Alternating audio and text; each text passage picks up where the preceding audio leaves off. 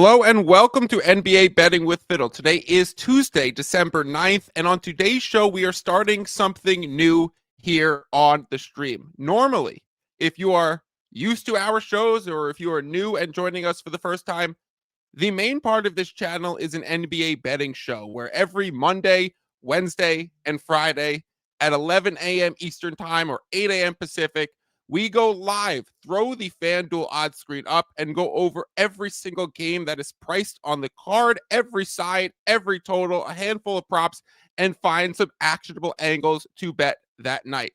Instead, today and moving forward, every Tuesday, we are adding in a fourth show to our regimen. Of course, we will keep the main thing, but when the schedule is churning so fast in the NBA, and when we're doing betting shows that really the next day have little reason to watch them from the previous day, we want to be able to hit on some topics that might be lasting and that might be worthwhile to talk about throughout the NBA, whether that's specific drama, storylines, highlights that are happening, coaching decisions that we're seeing, betting stories to tell. So every Tuesday moving forward, we will have a show that drops at 8 a.m. Pacific, 11 a.m. Eastern Time, and we will go through a bevy of pertinent topics throughout the NBA. Any week, if you have something that you would like us to talk about, throw it to me in a DM, comment to it on any of the betting streams, and we can throw it in the docket for something to discuss on the coming Tuesday show. Each week, it will be myself, professional poker player Drew Johnson, and a rotating third chair, primarily going to be voices that you've heard on the podcast before, whether that's Gibby, whether that's Austin, whether that's Raheem Palmer, Jay Money. We will have some guests that come on throughout the weeks on Tuesday shows, and we will talk about a bevy of NBA topics that are happening and worth discussing. Before I bring in the guests, let me remind everybody to please drop a like on the YouTube channel, subscribe to the channel if you are not already, share it with a friend who you talk NBA storylines or NBA betting with. I think what separates what this show will be from some of the mainstream media that covers topics and storylines is that we happen to come into it with a different perspective. So often I listen to a lot of NBA podcasts, whether that be the Hoop Collective with Brian Windhorst, whether that be the Zach Lowe Show. I was going to say Low Post, but the Zach Lowe Show with Zach Lowe, whether that be the Bill Simmons podcast. I listen to all of them. I actually consider it part of my job to stay up to date on some of the mainstream storylines that are happening and how they are unfolding. But because I watch so much NBA myself, and because I attack it from a gambling market perspective, and I often let the betting market shape my opinions, I see things in a different light than the way things are covered in mainstream. And Drew and I think our rotating third chair will all have some interesting input. So on today's show, Tuesday, December 9th, we are going to talk about LeBron's 10-point streak ending at 1,297 games. We will talk about the Giannis trade speculation. We are literally just going to give a destination and a trade that makes it work. We will sign CP3 to various teams throughout the league. We will each choose our favorite destination for Chris Paul and what that might mean. Chauncey Billups. It has been a while since we've heard anything about the FBI investigation into Chauncey Billups and Terry Rozier, but news started trickling out that Chauncey Billups has sold his home in Oregon, just outside of the city of Portland. So what does that mean for Chauncey moving forward? What does that mean for the Trailblazers moving forward? And then at the end of those four topics, Drew and I will just have a 10-minute discussion where we tell some poker stories from Drew, some gambling stories from me and the NBA stuff, or just what's happening behind the scenes at kind of a bigger level, a higher scope, a longer term look ahead than just a day-to-day grind where things and fun topics and great discussions can often get lost in the shuffle. So let me bring in a person that you guys know well, professional poker player Drew Johnson. Let me bring in my best friend who I was in that apartment that you see him in about a week ago, maybe a week and a half ago, Gibby Graves. And this is the first crew. Both of you guys have been on plenty of episodes, probably the two most frequent guests on the show, but yet to do one together. So Finally, we are bringing the crew together. Drew, how's things going? What's new with you? Things are good. Just, grinding away for the most part. Gibby, you guys getting Giannis? That's the dream. That's the dream. So we have a Toronto Raptors fan here from Canada, obviously, in his delusional Raptors hat.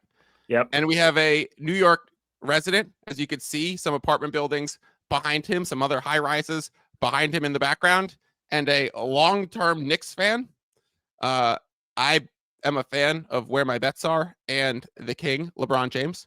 And so I look forward to seeing if our assigned Giannis a trade destination simply becomes Toronto and New York, and maybe with LeBron for me.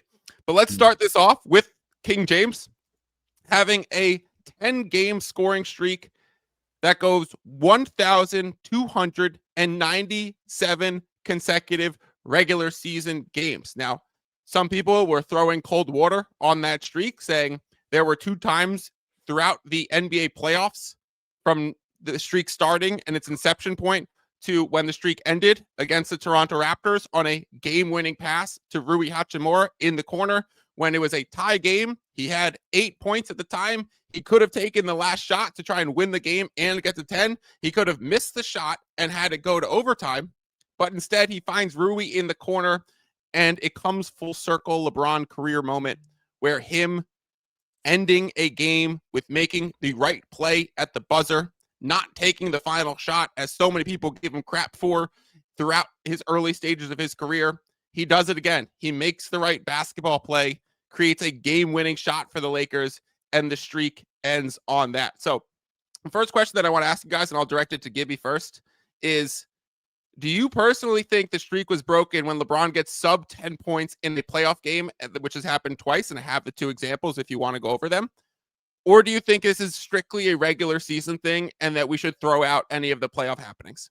I think this is a strictly regular season thing. And because I think if you look at like all the other records that we look at, you look at points, rebounds, we don't look at like playoffs plus regular season. If that was the case, LeBron would have broke the scoring record years before he did. He has the most points by a mile. So if you're going to count that as part of the streak, the playoffs, then we got to start talking about all his other records in combination with his playoff records that he also has. Drew, anything to add? I think you come from it from a similar standpoint. Yeah, I don't think that you mess around with that at all for exactly the reasons Gibby said. I did love how fitting it was for him to pass the ball and actually win the game on the pass with the assist to end that streak. That was pretty, just a poetic moment, if you will, right? It does. That's a long time too, right? Like he is, we all knew this was coming, but he's building that resume at the end of his career where he's ticking off those boxes, just trying to get that debate ever closer, right? January 6th, 2007 was the starting point of that streak. That's insane. It is Tuesday, December 9th, almost 2025. This was 18 years ago. I mean, I can't even remember what I was doing at that time. Probably smoking joints in someone's above their garage and watching LeBron play in the playoffs. But we come to it now where it's 2025 and almost the end of the year, where it started at the beginning of 2007. So nearly a full 18 years that this streak goes on. For anyone who's interested in knowing the 2 games that had happened in the playoffs, it was game 5, 2014 against the Pacers. So at least 7 years in the regular season and playoffs that it lasted. LeBron played 24 minutes in that game, was in foul trouble with 5 fouls, scored 7 points, and was still a +1 in the plus-minus box score. They did lose by 3 points in that game, 93-90. What a joke of a score. 93-90. You couldn't even get that score if you played the 2 most defensive teams in the playoffs right now. It would still be a total around like 212.5 as like a pregame total. The second time that it happened was game 4. Oh, actually, it was game 4, 2011. So that was the first time. 86-83 game. Dwayne Wade had 32, Bosh 24, Dirk on the Mavs winning side, 21 points. Tyson Chandler led the game with 16 rebounds. Drew, you said you remembered that game specifically. That was the one where everybody started saying LeBron will never win. And we all were kind of behind that for about, I don't know, 2 months, 3 months, maybe. And then he showed up in the following season and shut everybody up and has been doing that since. So in the first game the first game that I mentioned, the 2014 game, Paul George had 37 and Roy Hibbert led the game with 13 rebounds. All-star Roy Hibbert, who probably wouldn't get close to touching an all-star game now that the play styles has changed so much of the centers, and he'd probably be a buyout candidate a la DeAndre Ayton. I want to talk about this quickly, Drew, from betting perspective, because it became a trend on gambling Twitter to talk about large tickets on LeBron's 10 plus points. And Gibby, I'll have you tell the people what I texted you earlier that day in a minute after Drew goes. Drew, the odds that someone posted a very big ticket of where they risked $15,000 and lost it on LeBron to score 10 plus points was minus 2,400 at DraftKings. Now, I do betting with Gibby on the side, and I had texted him this line, and he could share what I texted him in a little bit. But when he looked later, and he didn't see my message right away, but he did eventually respond, saved me. What he did when we did look a little bit later, it was not minus 2,400. It was minus 10,000 to 1 to get 12 points.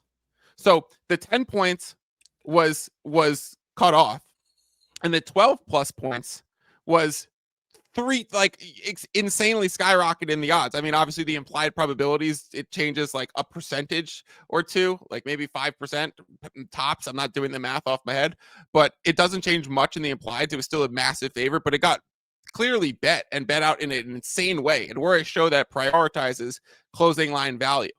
If a bet is minus 2,400, or I'll say specifically to this one, with the LeBron bet, 10 plus points in this game, taken at minus 2,400 for $15,000, and then the line gets removed and put up at like minus 10,000 to 1 at 12 plus.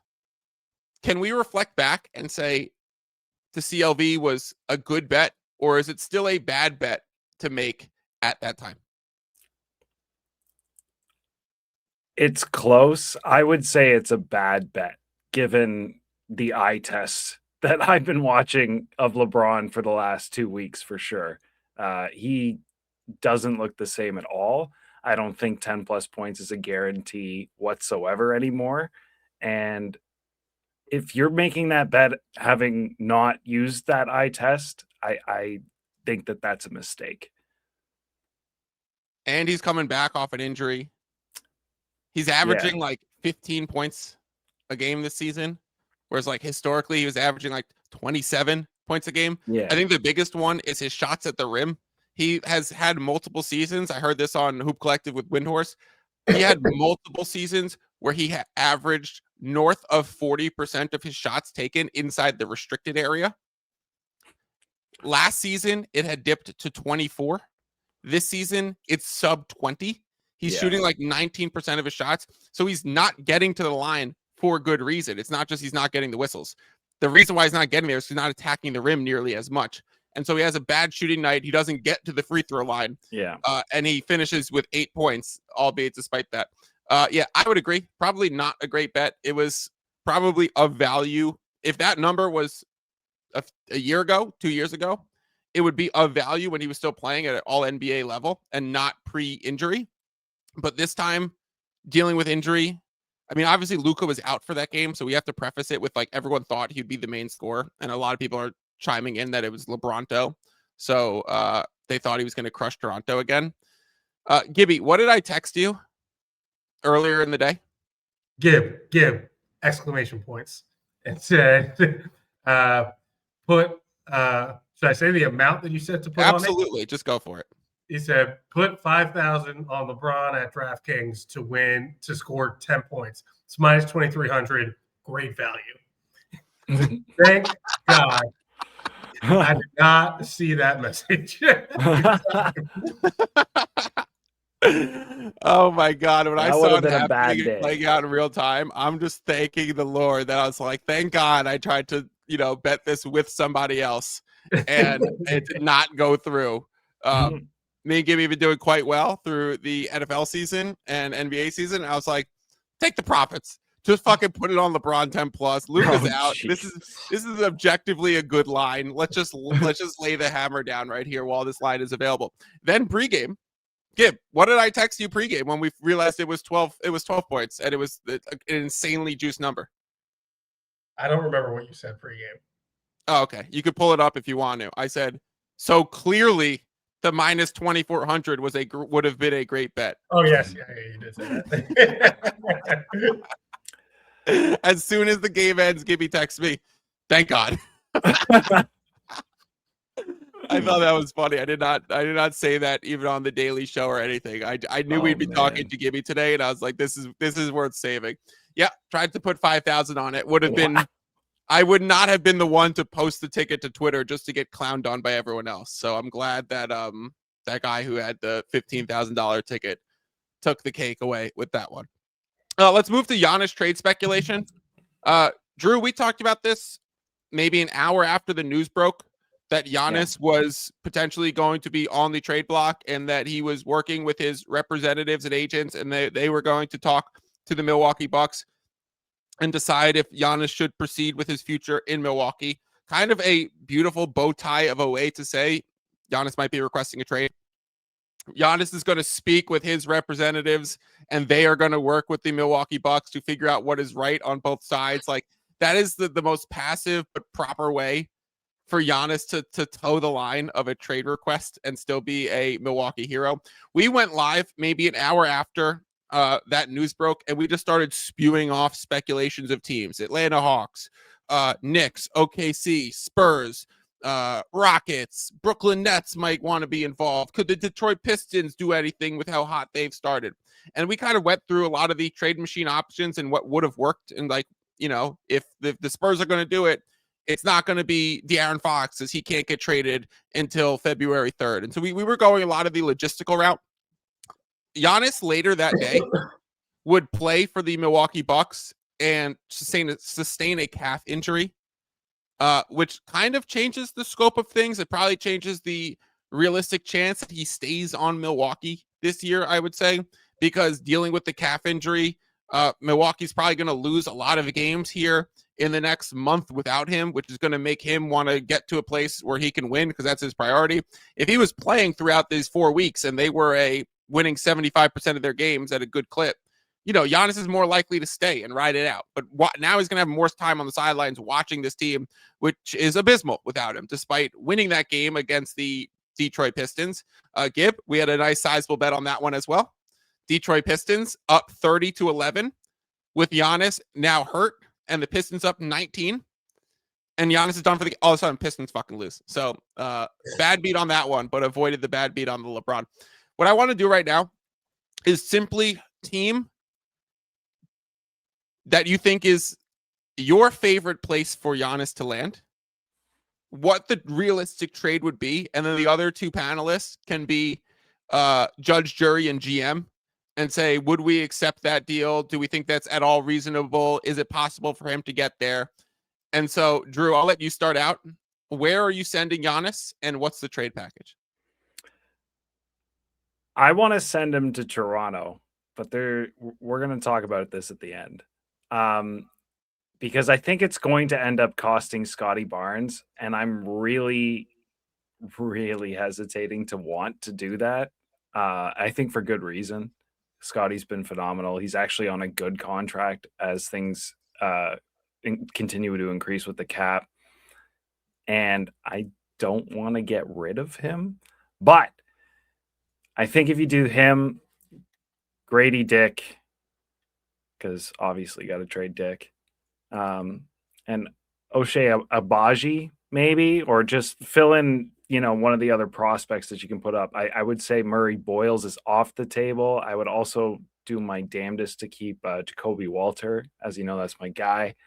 And then I think you got to at least 2 firsts and maybe a swap. but can you get away with 1 first down the line, 2 swaps, and a couple of seconds? That's kind of I feel like the Bucks can say yes to that. I also think it's probably the best player they're going to get in a trade. Gib, you're the Bucks. Giannis wants to leave. Seemingly, the things aren't changing too much. You get offered Scotty Barnes, Grady Dick, Ochai Agbaji, a first and 2 swaps. Does that get you there? I have an opinion on this one. I would say probably not, but I'll let you go on your opinion here. But I would say not enough. I would say Scotty Barnes is probably the best player that Milwaukee's going to get. And I would be very, very tempted to do this. Now, we'll see what the other offers are going to revolve around. Is it Cleveland throwing in the hat with Jared Allen and Darius Garland? Is Jared Allen and Darius Garland a better offer than just Scotty Barnes? Gib? I like that duo better. Is if me and Drew have been talking that we secretly think Scotty Barnes actually just might be better than Evan Mobley. If Evan Mobley gets offered and it's, hey, we're actually willing to give away Mobley. He's kind of been a little stagnant this year, coming off the Defensive Player of the Year. If it's a Mobley package versus a Barnes package, which do you prefer? Mobley. Okay. Wow. We will see. I think Gibby's more in line with consensus, Drew. I think we're going to be trend setting here. I think it's going to be a time that comes across like Scotty Barnes is better than Evan Mobley. Yeah. Right this minute, yes. Yeah. Thank you. Yeah, that could be our hot take of the show. Yes, I think Scotty Barnes has actually eclipsed Evan Mobley. Beat him in Rookie of the Year, was drafted directly after him. That was a 3-4 in that draft. And then Suggs goes 5. Everyone thought the Raptors were going to take Suggs 4th. They end up taking Scotty Barnes. Brilliant move from Masai Ujiri before he was ousted from the team. But yeah, I actually prefer Scotty to Evan Mobley. I think he's better. Maybe asked to do more and therefore is developing a little bit faster. But I just don't. I don't see the full it with Mobley yet. So we'll come back to that one. We'll put that one on. You guys think that he's better? You said he's going to be the best player. So is he better than Cat? Scotty better than Cat. I would take Scotty over Cat. Yeah, for sure. I think Cat is better right now. Yes. I don't even know. But in terms of trading for a player and then wanting to try and build around that player because you're trading away Giannis, yeah, I would rather Scotty.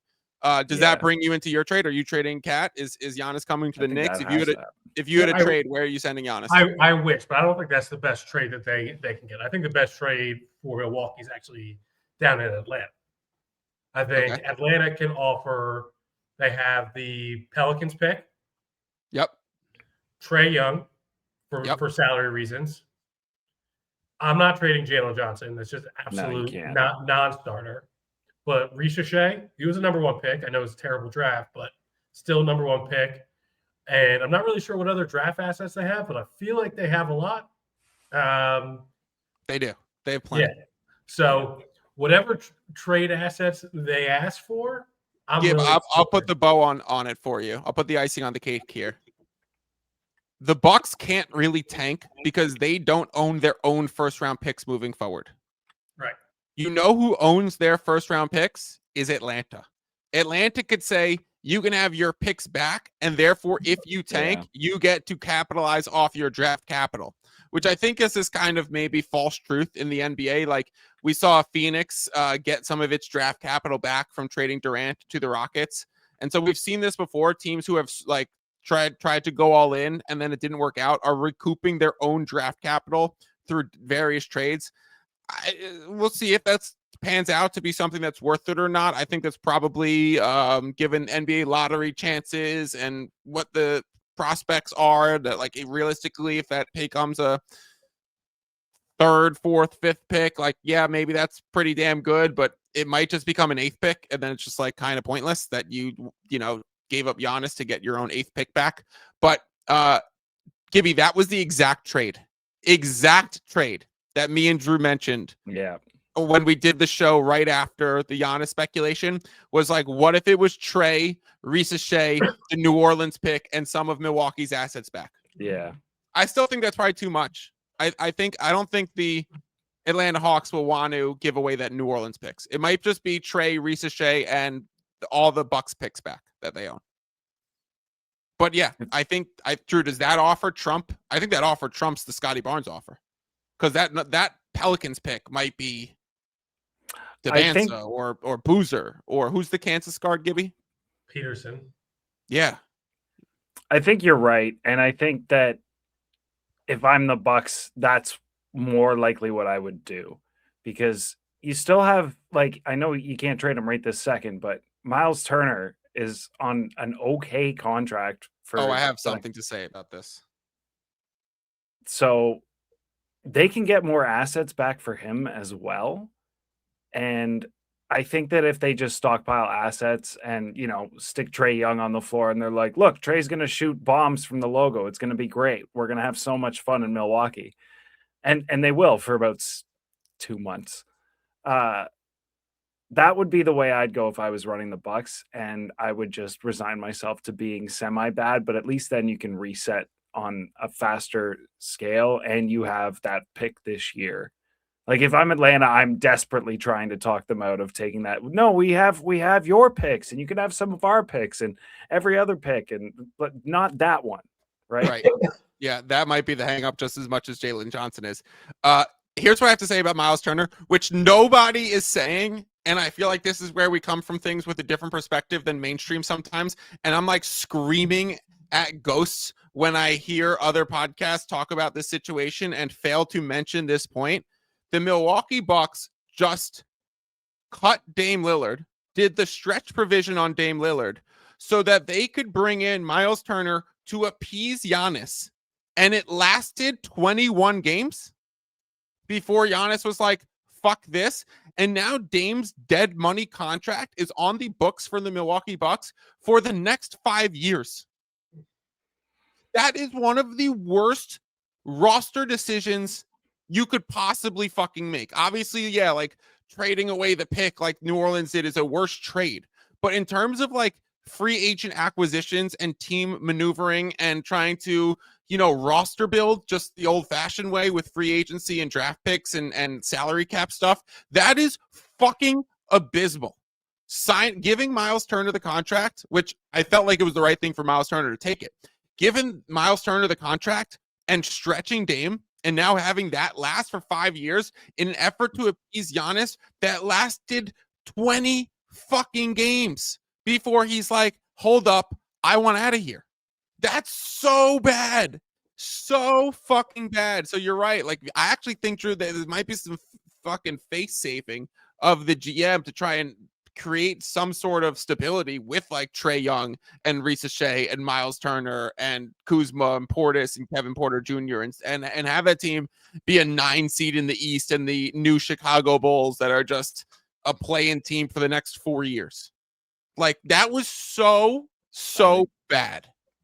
One of the things, is this a case where being nice and trying to do the right thing has actually cost both sides potentially now with the Giannis injury as well, right?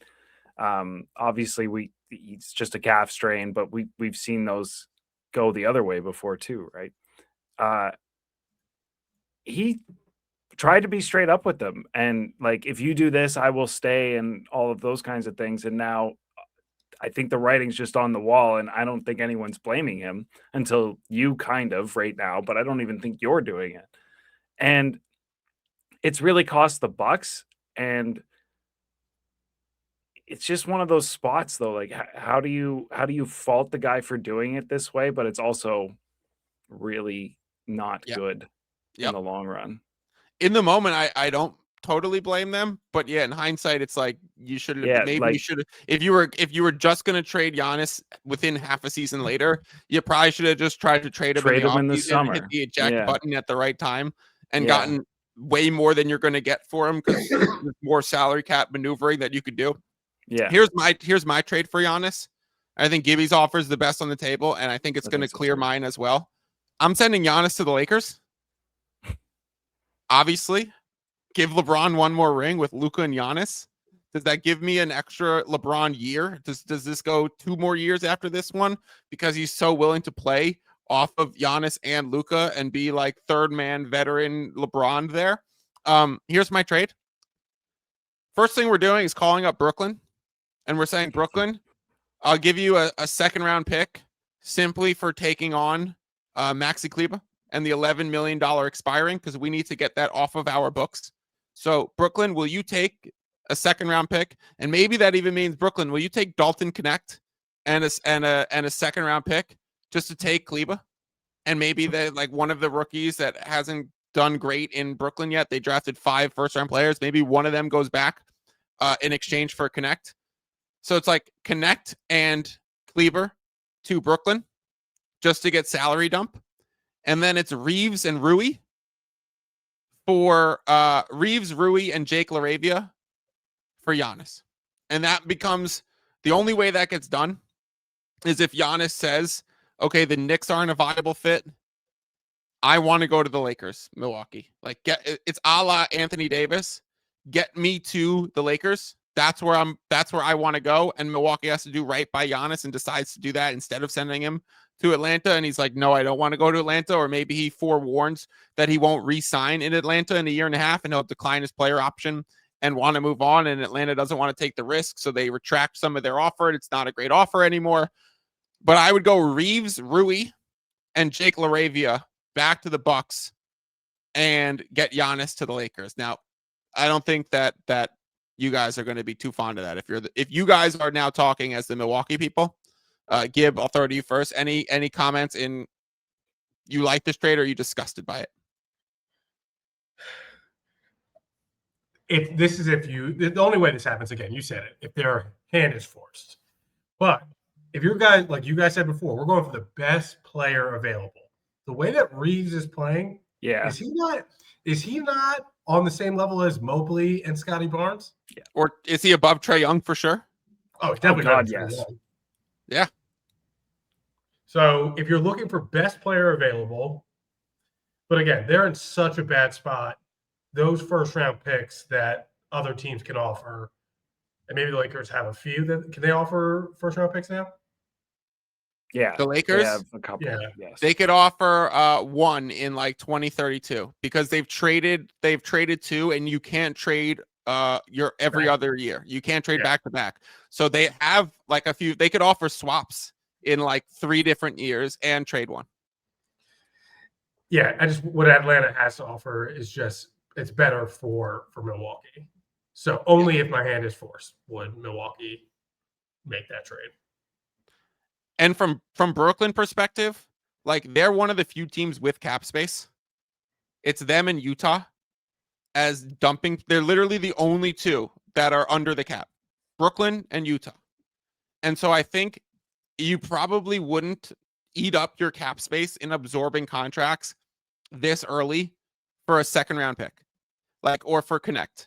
I think you're waiting. Like, I think that might, if they offer like, hey, we'll give you a second and a first swap, like then maybe you're interested. But Brooklyn's going to ask for more because they might as well just wait. They might as well see if like Markkanen gets dealt and they need to be an absorbing contract somewhere. If like someone else, if Jared Allen and Darius Garland have to get dealt, like who are you absorbing from Cleveland to make that work in some capacity? So we'll see. I also don't think Brooklyn would do that in this case to facilitate the trade. Okay, let's move on to Chris Paul. CP3 sent home from the Clippers. Now, I want to contextualize what that actually means right now. He is not cut from the Clippers. He's not released. He is not bought out. Nothing. He's just sent home from the Clippers. They are going to use the next few weeks to evaluate what that means. Is he just going to be bought out and released? Is he going to get traded? It will be a salary cap situation as the Clippers try to figure that out, as they try and circumvent some taxes and some salary situations in Los Angeles, pun intended. So we will see. And we saw this clip emerge with Ty Lue saying, fuck CP about it in practice. And it emerged right after the Chris Paul being sent home. And Chris Paul was not in the clip. So I think everyone ran with the speculation that fuck Ty Lue clip was was in a practice after CP was cut from the team. So I did some digging into this, and I went and figured out that was a preseason practice. Chris Paul was there. They were trying to orchestrate a formation and a set on offense, and Chris Paul was urging James Harden that we need a name for this. Hey, we need a name for this set. What are we calling this? What are we calling this? And James Harden asked Ty Lue and says, like, Chris wants us to give this a name. And Ty Lue responds, fuck CP. We ain't naming this. And he's just like, I just want you to get into the action and start moving. Like, he almost wanted it to be just like a basic motion set where like the players should know just to jump right into it in certain situations. And then they didn't need a formal structure and name to it, which might have been the starting point of a lot of things that would move forward. But other Clippers players came out and they said, Ty Lue has that relationship with all of us. Like, it isn't how it actually looks in a 10-second clip cut from practice. So I wanted to clear that up, that people will see the fuck CP, and we will drop it in the description on the YouTube or on the podcast feed, whichever one you are watching on. We'll have all of these. We'll have the LeBron pass to Rui. We'll have Giannis calf injury. We'll have the practice report from CP and more topics as they come. We will have like some of the foundational stuff that's worth seeing if you're not too familiar with the topic in the show notes so that you can catch yourself up with seeing the practice clip, with seeing LeBron kick it out to Rui and for that game-winning shot. So check the descriptions if you aren't too familiar with what we're talking about. Go watch that CP3 clip. But it was nothing. It just kind of was made more to seem in a short clip going viral after a bad moment than anything else. What I want to do is find CP3 a new team, guys, similar to what we just did for Giannis. Gib, we'll start with you this time. Where are you putting CP3 in a place that you think he will realistically sign? Because obviously he's got like family and some priorities. And then there's roster construction, and then there's like different situations. So where realistically do you think is a good fit for Chris Paul that he will sign? I think the most realistic, probably the Lakers. I don't know if they have like the roster space. I haven't looked at the roster space, but I know he's an LA guy. I have a free roster spot. They do have a free roster spot. So yes. I think that is like the obvious one where he's an LA guy, his family's there, came back his final year because he wanted to be close to home. But where I would actually love to see him would be last year, go with his boy SGA, go be a backup point guard for the Thunder, play maybe 3 minutes a game, but go get that ring, end on a championship. That would be such a dagger to the Clippers again, as they just keep losing things to the Thunder and losing rings to the Thunder. And as they owe their pick this year, as it didn't work out with Chris Paul, and there was a bunch of losses that made the pick better, that you then have to give that pick to the Thunder too, because they owe their first round pick this year to the Thunder as well. I think unprotected from the SGA Paul George trade still. And I think next year's a swap, if I'm not mistaken. So that continues to go on.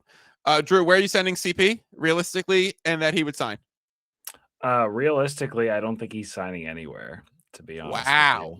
I really think this will be the end for him. And it's tragic, but I don't see how you can play him in the league anymore. He is literally a pylon on defense.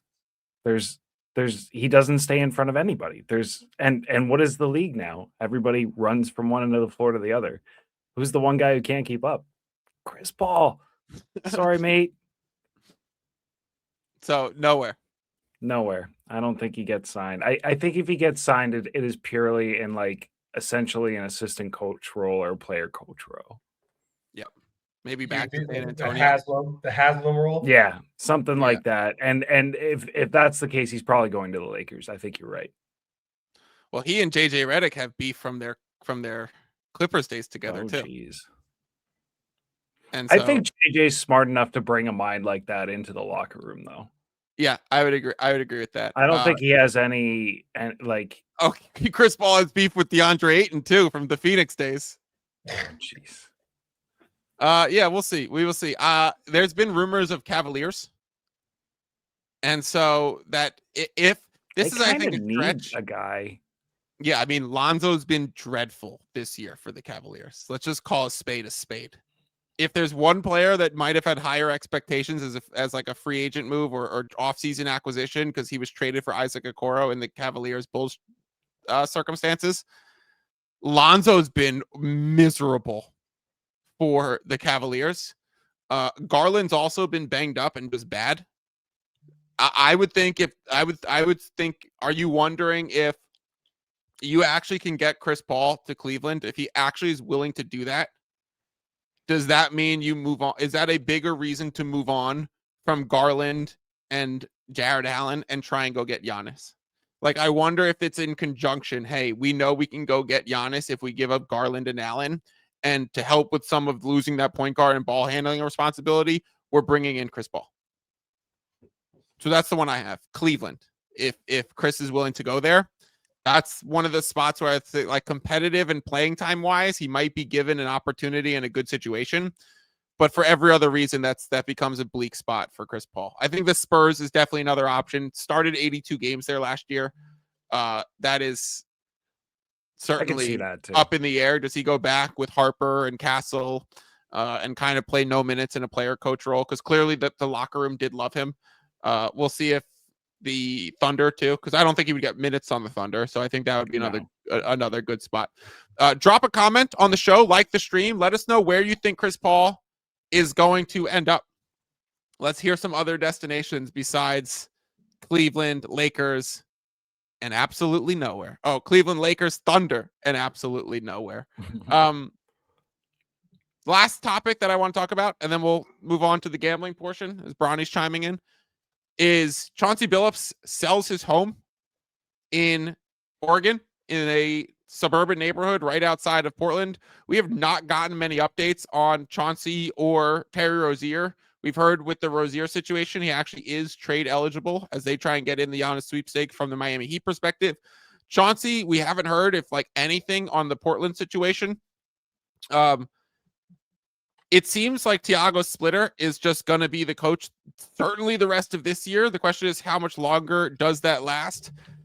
And Chauncey, if he's selling his home, that's kind of waving the white flag in my perspective that like he knows he's never going back to be the coach of the Portland Trailblazers. Like he's just aware that that job is over, even though he got extended this offseason. So he'll probably get paid the full amount and get paid out, but he is never going to coach again there. I would assume he never coaches in the NBA again. Maybe we see him in a media or podcast role in some spotlight, but probably very little of Chauncey Billups moving forward around the league. Gibby, have you watched much of Portland this year, and any thoughts on Splitter or how the Portland Trailblazers are playing? I haven't watched them too much, but I watched one or two games. The only thing I'll say, Denny Avdia, not bad. Not bad at all. Better than not bad. Maybe he's going to be an all-star this year. Yeah, I mean, I didn't realize he could take on this big a role. I mean, they're not great, but they're not like in last place. They're like 9-15. Beat the Thunder. Yeah, they're not horrendous. And I think Denny is pretty impressive. So given the circumstances, I think Splitter's doing a pretty decent job with them. I think he should get a look to continue to be the head coach after this year, but I don't think it's like a guarantee that he'll be the head coach moving forward after this season. Drew, I know you follow the NHL somewhat, like certainly way more than I do. It's worth pointing out the Portland Trailblazers just sold this offseason from Paul Allen's estate. Gib, it's Paul Allen? Yes. Okay, so they just sold this offseason, and it was to Tom Dundon, if I'm pronouncing that correctly, and he's the owner of the Carolina Hurricane. So one thing that I was wondering with a new owner coming in, like sometimes you see situations in sports where when a coach like Chauncey, who was extended but then doesn't work out for whatever circumstance, you see the team keep the interim coach or keep like an unproven coach for a few years because they don't want to be paying like multiple top tier head coaching salaries and just have a lot of dead money for no reason. And so they'll keep a splitter and give him the full-time job for a little while, or they'll bring in someone who's also a first-time coach and make them a really cheap deal. But also, if you're the new owner, like maybe you need to make a statement that you're hiring the right people, that you're bringing in the right faces, that you're not afraid of spending for something like coaching. So I would say this circumstance is a little bit different because it coincides with a brand new owner. Like, I don't think they're changing it this year, but I would say like moving forward. So Drew, my question for you is, what are the Carolina Hurricanes like at all? Do they acquire talent? Do they pay for talent? Do they have a good coach GM situation? Like, I don't know if you can even speak to this, but like, do you have any knowledge on Dundon's tenure as a sports owner prior to Portland Trailblazers? Yeah, he's been definitely a good owner for the Hurricanes. They're in there every year with a chance. I think they were the odds-on favorite going into the playoffs last year to win the cup. It might have been Florida. I can't remember. They were in the top 3 though, for sure. They're a top 3 team in the league this year. They've won 2 cups in the early aughts. And they've only been around since like 96 or something like that. I think they're the old Hartford Whalers and moved there. So I would say he's good. I would also say that I think they already made the kind of like make a splash move when they signed Dame to sort of the contract that he has with them. And I think that's all they're looking to do. If I'm thinking monetarily, I don't think there's any reason to be investing in a new coach right now. I think you got to see what this roster is. Obviously, Denny's been a breath of fresh air for them. So I can't see it happening. I think Thiago has been okay. I don't see any major issues lineup-wise or anything like that. And he does seem to be getting the guys to play hard. So why mess with something? And he's probably underpaid already, right? So yeah, for sure. He's probably just getting like a bonus for taking over, but he's probably who knows if they've even like technically restructured the contract. Gibby, thoughts on this one? Bring back Terry Stotts. Ooh. Bring back Dame's coach that was like so good with him in Portland for so long, and then went to Milwaukee as an assistant for like 11 days before he was quit the job / fired from it during a practice. Did that relationship end well? I can't remember. Yeah, he went to Milwaukee with him. And then Stotts had a horrible who was the Adrian Griffin was the coach for the Bucks before Dom. Oh yeah, I mean that whole thing. Remember there was some practice report where like Griffin thought he was being undermined by Terry Stotts and just like either fired him or Stotts quit like immediately during a preseason practice, and it lasted like 2 weeks. Yeah, and then Adrian Griffin was fired. Yeah. 31 games later. Speaking Something of which, like of things happening pretty abruptly, Ian dropped in our private chat when we talked about Miles Turner only playing 21 games before Giannis asked for a trade. Klay Thompson played 22 before Nico traded Luka. And so kind of similar circumstances with a mid-quarter season asking superstar trade, not asking, but being traded or asking for a trade, similar vein and concept. Yeah, we'll see what happens with this, but I think it's very clear that Chauncey's not coming back. We'll probably do we see Chauncey around the NBA anymore? No. Can't get caught up in something like this. Even and like, does he end up on like a No Chill Gill type of podcast? Yeah, he could be with No Chill Gill might be where he ends up. Or with like Paul Pierce and Garnett on their stuff. Can he be on the barbershop show that Rich Paul? He's a clutch guy. So maybe there you go.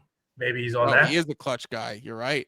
I will say it doesn't look good for him, having watched a lot of videos from the poker side of things, and basically all of the pros, anyone who was aware of that game, are all saying that these allegations are very true, and he's basically screwed. Yeah. Wow. It'll be interesting to see how that plays out along with Rozier. Gibby, last topic I'll throw to you really quick, and then we'll get you to go, and me and Drew will finish this off. We'll talk about some gambling topics. You see Desmond Bane throw a fastball at OG Anunoby. One of the funniest videos I've ever seen. If this was like 10 years ago, is that an NBA brawl that starts from that? You normally see it the exact opposite, where a player sees a guy on the ground and so lightly tosses the ball on him as almost like making fun of him, like he's got nothing that he can do. Desmond Bane, if people haven't seen it, again, we'll put the link in the description here. Pegs the ball at OG Anunoby. Thoughts or reactions? Yeah, one, if you can wind up and like chuck it like that, you have enough balance that you can take the ball and go the other direction. OG is on the ground, okay? So you don't need to freaking like throw it at him like that. And yes, I'm surprised that OG reacted so well, and then they were kind of like chummy afterwards, like kind of chatting about it. I was like, if someone did that to me in a D3 basketball game, you got to start a D3 brawl. I don't know what. I don't know. That's just like blatant disrespect. Drew, next time in your rec league, any thoughts about whipping that move out? Just pegging the ball to someone who's already out of bounds, like it's a dodgeball game all of a sudden? I think it's happened. To be honest with you, I don't know if it's happened at the speed that Desmond Bane threw it at, but it definitely does happen. It's funny. There's obviously some guys in just about every rec league who are other sports players, football being one, and sometimes those guys will do stuff like that, and it just, you look at them sideways and they'll never learn, and it'll happen again a year from now. Thank you, Gibby, for joining us for this 45-minute section of the show where we got to talk about Giannis, LeBron, Chauncey Billups, Chris Paul, and Desmond Bane. I'm sure we'll see Gib back in the coming weeks on the Tuesday show as we have a rotating third chair. I'm going to hang on to Drew for the next little bit. We're going to talk about some gambling stuff, but Gib, thank you for the time, and we'll talk to you soon. Talk to you. And just point out, I knocked Fiddle out of the fantasy playoffs this week. So love it. This is true. This is true. I had a choice between Jackson Dart as my quarterback, who was on bye, would have been the preferred start in hindsight, a 0.0, or Daniel Jones, who has been riding strong with me all year, but is going to be in a monsoon of a weather game. They were expecting an equivalent of a foot of snow, but in rain. I said, okay, probably shouldn't start that quarterback. It's going to be torrentially raining the whole game. And then I start Tyrod Taylor, who on the very first play of the game for the Jets pulls his groin, stays in like 3 more plays, throws an interception, then takes himself out of the game, goes to the locker room, ends up with negative points. Gibby, my day in fighting in a win and in type of fantasy playoff day against you was over in about 22 minutes. It was bad. It was funny, and I loved every second of it. Yeah, that's like one of yours where it's like the easiest sweat of your life, where like you thought you were in for a grueling day, and like this could go either way. It ended up being cruise control 20 minutes in. Probably stress-free. It was less fun than I wanted it to be. I wanted it to be like I sweat a little bit, and then I come out on top, but I'll take it. All right, well, good luck in the playoffs without T. Higgins and maybe CeeDee Lamb, both in concussion protocol. So good luck. I will not be rooting for you. Okay, thank you again. True. We are going to talk for 10 minutes as we're going to start to do regularly after this Tuesday show where we can just talk, kind of big picture gambling topics. You're a poker player. We have a poker story from today, and we have a NBA gambling kind of question that I was asked on today's show. But the way I answered it on Monday's show, the way I answered it was just I was exhausted, and I probably didn't give the most understanding answer to the question in real time. So as I had more time to think about how I would correctly answer it, I think the answer was correct, but like properly say it, that it's easier to understand. I think it'll be nice to have you here because obviously you understand these things, but maybe you could just ask questions from like layman's terms about like, if I was just hearing this and I was a novice gambler, this is what I would ask you to clarify a little bit, or it makes sense to you so I could kind of bounce it off your opinion and make sure that it was clear for the audience. Let's start with the poker story from today. I get a message from you in our group chat with me, you, and Ian. I won't say the amount, but a large winning sum in just on your screen, flash first place, and sometimes you send us final tables that you play in tournaments, and you're like, I final tabled 3 of these, and you send screenshots of, I see your account on second place here, third place here, second place here, and you're like, yeah, I was like, you play 6 tables at once, and you'll get to Sometimes more. Say that again. Sometimes more. Oh, it's insane to me. It's like when someone plays chess against 10 different opponents at the same time. It's like if I was a poker, I mean, I'm sure I would get used to it eventually. Like Yeah, if I played chess a lot, I'd get fine. used to it eventually. But like if I'm playing poker, I've got one hand in front of me. But Drew's like multi-tabling 6, 8 tables at once, and he's in multiple tournaments, and he's processing the people at his table, how the tendencies and the way that they're playing. I've asked you that question before. Like, are you aware of like what your specific opponents are doing within each table? And you're like, oh yeah, absolutely. And I'm like, how the fuck? That makes no sense. So anyways, you send me a screenshot of a massive winning, and I'm like, damn, Drew got first place in the tournament. That's sweet. And I respond to you like, dude, that's fucking awesome. Congratulations. And then you respond back, got lucky for being unlucky. Yeah. And then a screenshot of the hand. And I saw the original screenshot with the hand in it, and you had a full house aces over queens, right? So I'm like, oh, Drew won tournament on aces over queens full house. I didn't process everything that was going on. I was just like, Drew, I see aces over queens in first place. So my instinct was Drew wins tournament. Aces over queens full house was his final hand, took home the pot, wins the tournament, wins a large sum of money. Then I look again at you're like, got lucky for being unlucky. And I'm like, what? What does this mean? And I look at the actual photo of the hand, and it's this aces over queens full house, but you're going against somebody with aces over kings full house. And I'm like, wait, that person's hand, I know enough poker to say that person's hand beats you. What am I missing? And then I look at one of the captions, and it says, you've won a bad, like, explain what happened where because you lost, you won. That's where I'm still confused on what exactly happened. So as part of the game on the site I'm playing on, you pay per pot a little bit extra into what's known as the bad beat jackpot.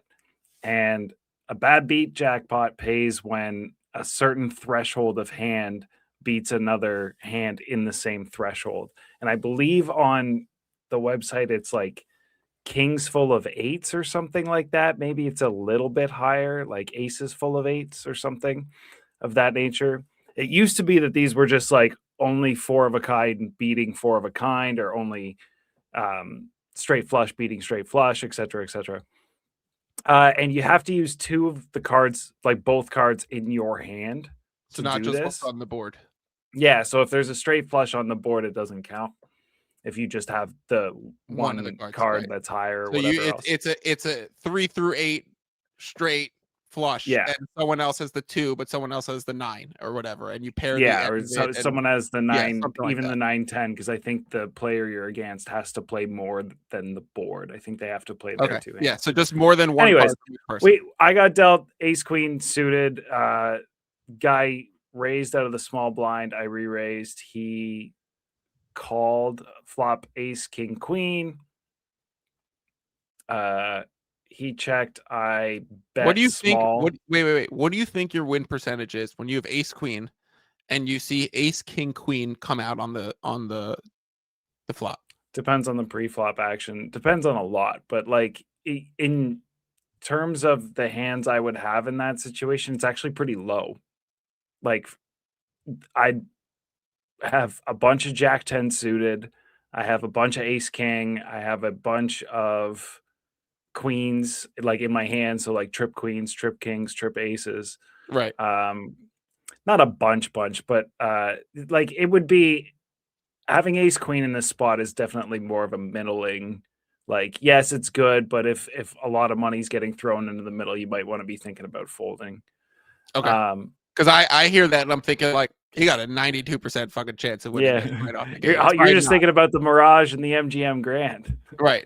You're playing on sites against other professional poker players who know when to call, fold, push their money in. Okay. So I think the next card was the ace, and so now I have aces full of queens, and I'm basically at the stake I was playing at. It wasn't even that high of a stake today. Like, I was actually playing like 2 buy-in levels south of where I normally do, just because I was like taking a day to myself, and I was like, oh, I'll just play a little poker. It'll be fun, and I'll just play low stakes and splash around a bit. And then, yeah. Can I interrupt you there? Sorry. Let me interrupt you. When you say you decide to go lower stakes, do you generally correlate lower stakes, higher ROI, higher stakes, better people?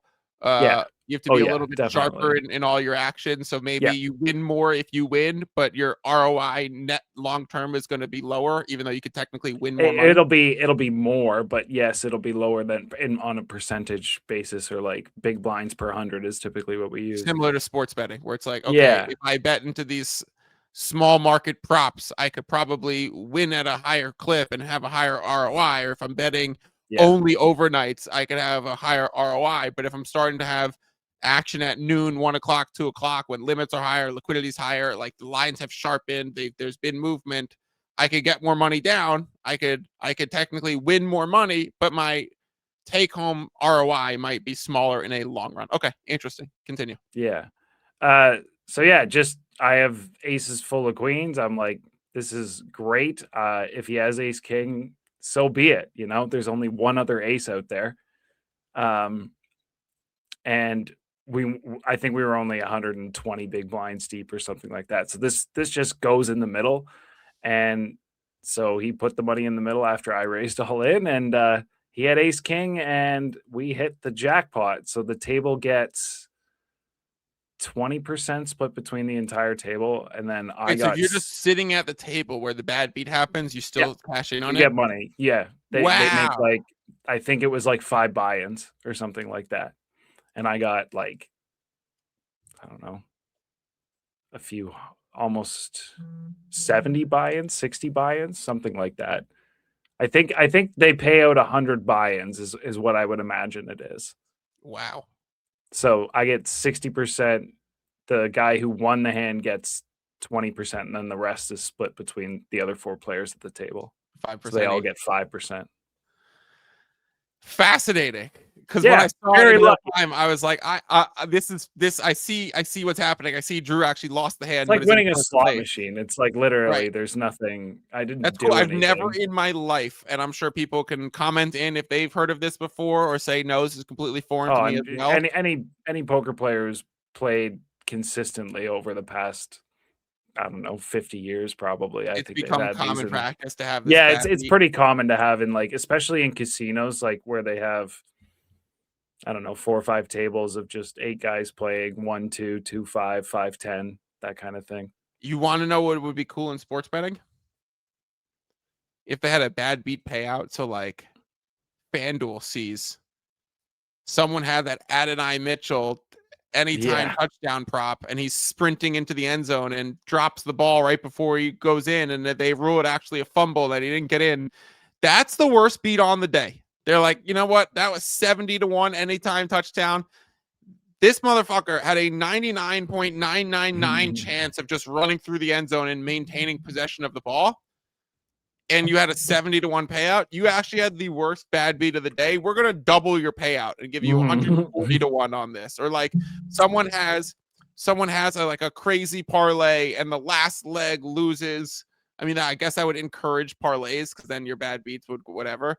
Or maybe it's only done on straight bets. You had the under 234.5 in this game, and it was 22 points below this with a minute left. But these teams just kept playing the foul game, and there was 23 points scored in the final minute. You had the worst bad beat of the whole fucking day. We're tripling your minus 110. It'd be cool in a sports betting if they did that, and I'd want to know how many times in my sports betting tenure have I had one of the worst bad beats on the day, even in a straight bet. It wouldn't even be the day though. Like this, like the jackpot at the casino closest to me didn't. I think it got over 100K at one point. And just on slots. Just on the How the often does bad the beat bad beat jackpot. jackpot pay? Oh, you're meaning it. Like That's once why you every were 6 explaining months. aces over eights. It's like a certain criteria that triggers. Yeah, yeah, yeah, So yeah. each hand it keeps It's not the filling into worst the hand. It's jackpot. not the worst beat of the day. It's you have to have basically A an unbeatable specific hand. criteria. You have to Yeah. have so in a sports betting perspective, you have to have a 99.98% chance to win Mhm. and And end then up losing. you have to have it would be something like 99.9% chance to win on the ticket when you made the bet, and then 99.9% again of the bet hitting, and then something crazy happening for it not to hit in the actual game. Interesting. And so Like therefore, score. like that LeBron 10 points thing and him going Yeah, the yeah, full kind circle. of. Oh, you Like actually if you've bet been making that bet, $5,000 on this LeBron prop yeah, and he scores 8 points and decides to pass for a game winner where he could have gotten the 10 points on the game winner or he could have gotten overtime for hopefully you himself. didn't do No, no, that. no. You got supremely fucked. That would have been my avoiding the worst bad beat in all the day. Okay. Ian chimes in. So on a 12 plus point minus 10,000, that's so funny. When he's taken 17 shots in the game and Luka's already out, and Mhm. you close on a minus 2,400 at minus 10,000. Okay, I have something that was asked to me, Drew, maybe 5 minutes before the Monday NBA betting show. And a reminder, if you're new to the channel, subscribe, like the show, drop a comment in. But our main thing will always be the main thing. We go live every Monday, Wednesday, Friday at 11 a.m. Eastern time, 8 a.m. Pacific, 8 a.m. Pacific, not specific. Well, sometimes we're live at 8:02, so Love not it. specific. And we go over every side, every total, a handful of props. I shoot a shot on this little hoop that I have in the background. And if I make the shot, we find a long shot on the card that's plus EV and that we can all bet together. On Mondays, it was a Mark Williams double-double. And so in that Phoenix Suns and Minnesota Timberwolves game, you guys can look up if Mark Williams was able to achieve the double-double plus 265 on that. But Drew, like literally 5 minutes before I went live, I got DM'd a question from Twitter, and I appreciate all the questions that get asked to me. I get asked some really good ones. And here was the question. Hey, Fiddle, longtime listener, first-time caller. Love that intro. I'm watching the Sacramento Indy, a game that was played on Monday, spread bounce back and forth between minus 3.5 Indy and minus 4.5 Indy. What does that imply? Is this big money hitting the 3.5 and then the other side hitting the plus 4.5? Which sometimes, yeah, it is. And it's sharp action and then resistance and whatever, Drew. But I said, where exactly are you seeing this? Right? Because we're going live early in the morning. So I'm like, where exactly are you seeing all this back and forth, back and forth, back and forth in the market? You normally see that closer to tip when it's like heavy action keeps coming in one or another way. You see it throughout the day and you have multiple hours to get it done. So I said, where do you see it? And they said DraftKings. It's back to 4.5 now. And so I looked up for this game, Drew. I looked up, first of all, the question to be asked was, why would that may be happening? And I looked up the timestamps of the line movement at DraftKings. And I see it's gone back and forth 12, 13 times in 10 minutes between 4.5, 3.5, 4.5, 3.5, 4.5, 3.5, 4.5, 3.5. And I'm like, what's going on? The 3.5 was minus 118 and the 4.5 was plus 118 each time. And so it just kept going back and forth, back and forth. I looked at Circa. It had gone from 3 to 4 to 4.5, just single moves. I looked up FanDuel. It went from 3.5 to 4 and was just a single move there. I looked up BetMGM, and BetMGM was doing the minus 115 thing, where it was doing the exact same thing as DraftKings, just bouncing back and forth 3.5, 4.5, 3.5, 4.5, minus 115s on each side. So I said, this one is pretty strange. And I wanted to explain why that might be happening in a sportsbook perspective and why they might be flipping the lines back and forth on each side. And it is important to note that line on Monday, I will bring up the closing lines right here in 1 second.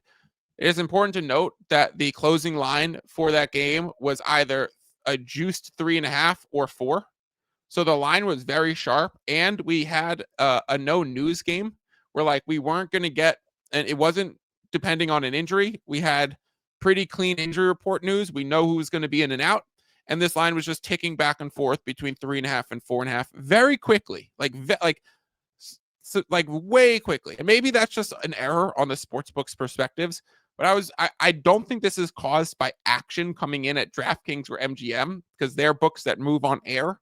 We talk about books that drive the betting market versus books that move on air and respond to other moves in betting markets. Those are BetMGM and DraftKings are more recreational books where they don't take as much sharp action. So sharp bettors are probably not going there. They're going elsewhere. They're going to the exchanges. They're going to Circa, Pinnacle, some offshores, the other, Bookmaker, Chris. There's other books that they are going to where they're more likely to put their sharp action. So just seeing these back and forth on DraftKings and BetMGM, here was my rationale for it, Drew.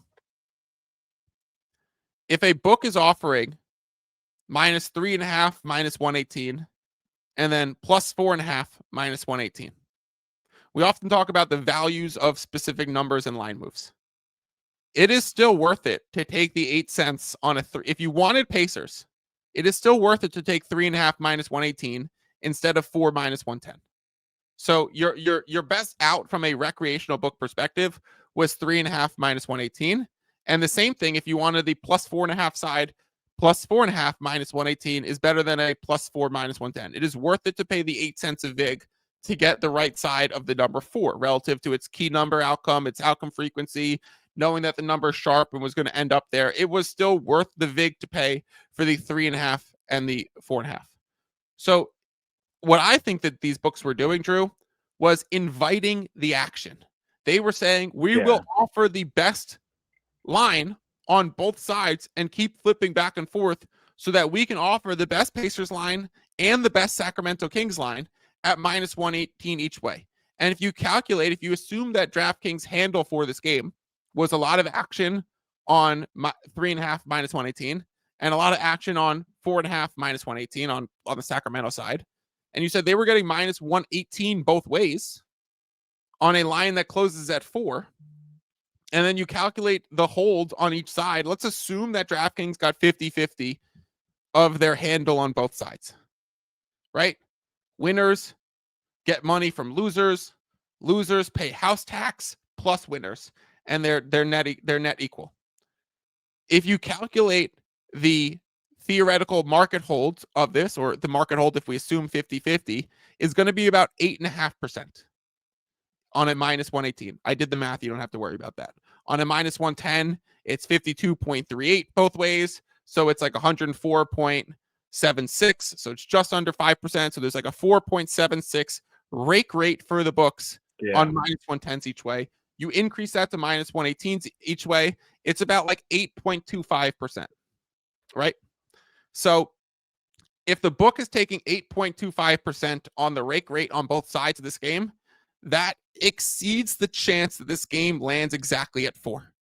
Yeah. So what the book is doing is kind of playing house here, which literally they are, and taking action on both sides of a -118.